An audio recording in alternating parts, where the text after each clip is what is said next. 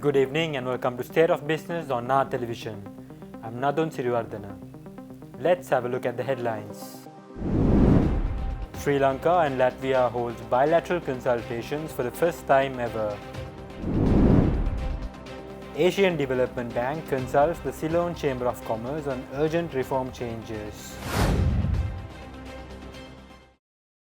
News in detail. Sri Lanka and Latvia held inaugural bilateral consultations between the two foreign ministries, marking the beginning of a new chapter in the diplomatic relations between the two nations in Colombo last week. The discussions focused on strengthening bilateral ties across various sectors, including politics, economy, climate, information and communication technology, and higher education. During the discussions, both countries expressed a strong commitment to further diversify and strengthen their trade relations. The delegations also explored avenues for cooperation at multilateral fora, aiming to enhance their collaborative efforts on the global stage. The consultations were co-chaired by the Additional Secretary of the Western Division of Sri Lanka's Ministry of Foreign Affairs, Yasoja Gunasekara, and the head of the Bilateral Relations Directorate at Latvia's Ministry of Foreign Affairs, Katerina Platere. The next session of these bilateral consultations is scheduled to take place in Riga, Latvia in 2026.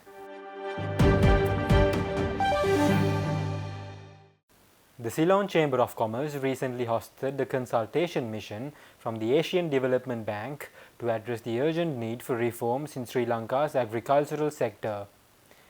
The mission's objective is to prepare an investment project aimed at strengthening Sri Lanka's agribusiness sector through targeted investments, technical support and policy reforms.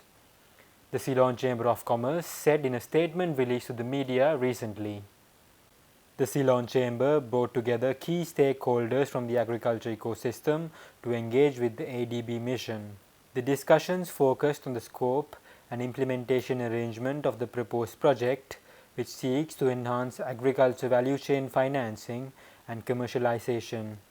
The consultation centered on three crucial components for transforming the sector: expanding credit access for agribusiness entrepreneurs, providing advisory and financial services for business development, and identifying necessary policy reforms to support agribusiness growth. The discussions also highlighted broader development goals like the undernutrition in the entire South Asian region.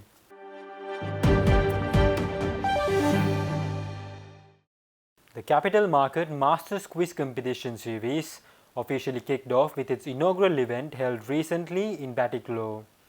This inter-school quiz competition, organized by the Securities and Exchange Commission of Sri Lanka and the Colombo Stock Exchange in collaboration, aims to enhance financial literacy among students nationwide. Following the introduction of capital market clubs in 100 schools in 2023, the competition seeks to engage teams from these clubs, promoting financial education and awareness. The competition is structured in two stages, provincial and national levels.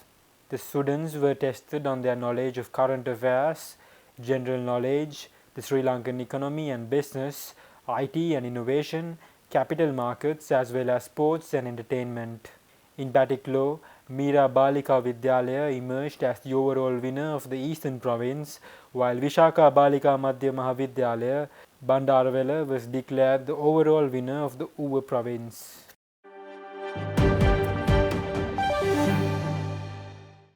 Stay tuned, we will return after this commercial break.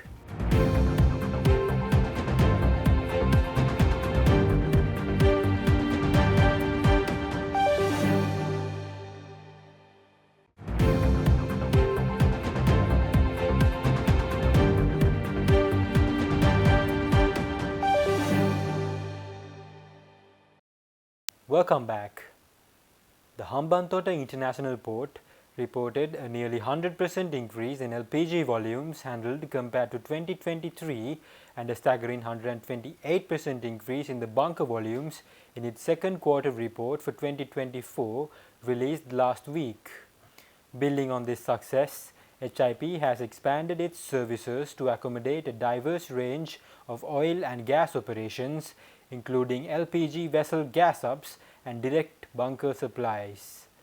The rise in bunker services surged by 128%, with volumes reaching over 66,000 metric tons in the first 5 months of 2024 compared to nearly 29,000 metric tons in the same period last year. Johnson Liu, Chief Representative of China Merchants Group in Sri Lanka and CEO of HIP Group, expressed confidence in the port's continued growth in the energy sector. The port recently completed several LPG gas ups and direct bunker supply activities, including a direct supply to the McDormand Derrick barrage at its oil jetty.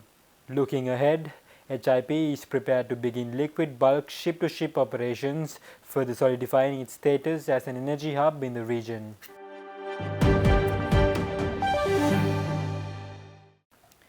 Former President of the Soccer Masters Association of Sri Lanka, Tilak Pires, accused Sri Lanka Football Federation's current management of severe mismanagement of funds provided by FIFA for the upliftment of football within the country.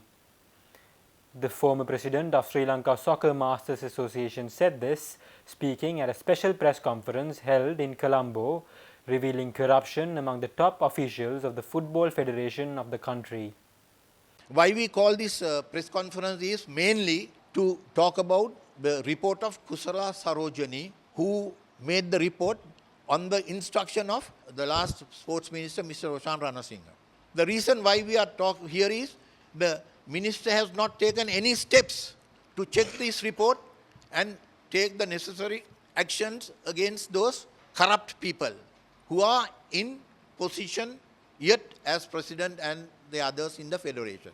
So that is why we as Soccer Masters thought it is the best for us to again open up the page and then inform the football loving people exactly what is happening and what had happened with the monies that came to Sri Lanka football development, which has not been used properly. If I may also say, going through the report, $1 million used to do the renovation of the office. Just imagine $1 million meaning how much? It is not necessary to do any reservation, but the present president did that. That's the way they handle the finances.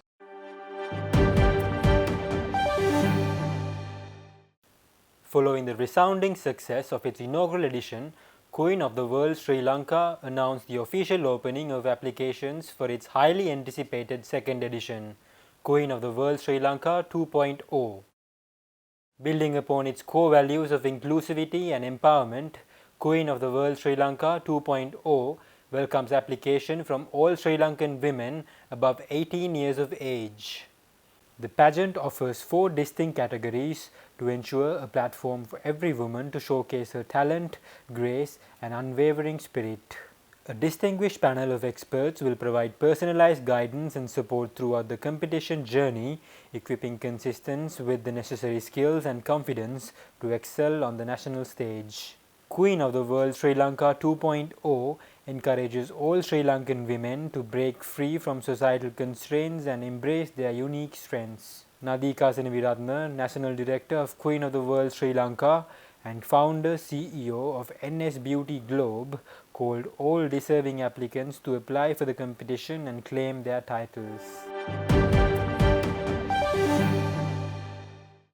Stay tuned for the stock update.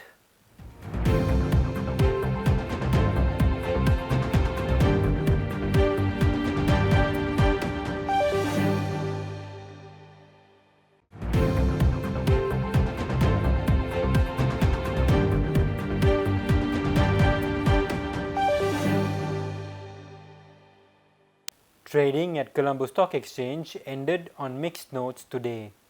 The all-share price index dropped 13.23 points to close at 11,878.92, and the S&P/SL 20 gained 1.11 points to close at 3,474.85. The turnover was 1 billion rupees and over 62 million shares were traded. Up next are forex rates.